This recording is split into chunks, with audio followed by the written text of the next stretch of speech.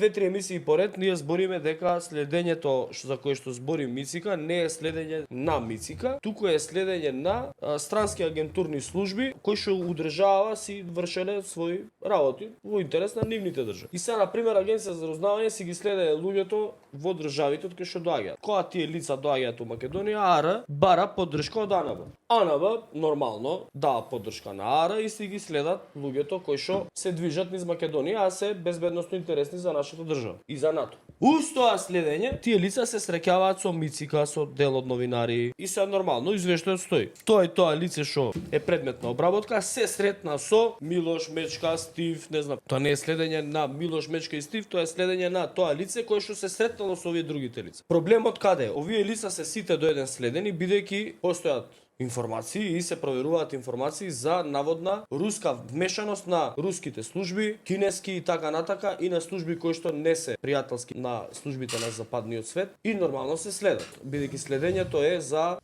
нелегално финансирање, за поттикнување на екстремизам, на радикализам, за поттикнување на такви работи. Меѓу другото се следат и на пример австријски државјани од Австрија, кои што тука се смета дека биле вмешани во незаконско финансирање на политички партии, во други шеми. Сега Мицика, овие новинари се среќавале со сите овие кои што биле предмет на безбедносен интерес на нашата држава. Прашањето е зошто се среќавале и зошто не ги декласифицираат документите и ајде да видиме кој со кого се, зошто се гледале. Не само ме следа, не пушти го овој новинарот, ако сакаш. Главниот уредник на Брегалнички портал беше предмет на обработка на агентите на АНБ во период 18-24. Секој чести работи си има негова публика, меѓутоа не е медиум кој што може да предизвика сериозно влијание врз јавноста во државата. Меѓутоа зошто е? Заради тоа што и овој, а јас знам прва рака, дека добивал поддршка од една светска сила која што се наоѓа источно од нас, лично од амбасадорот на таа држава.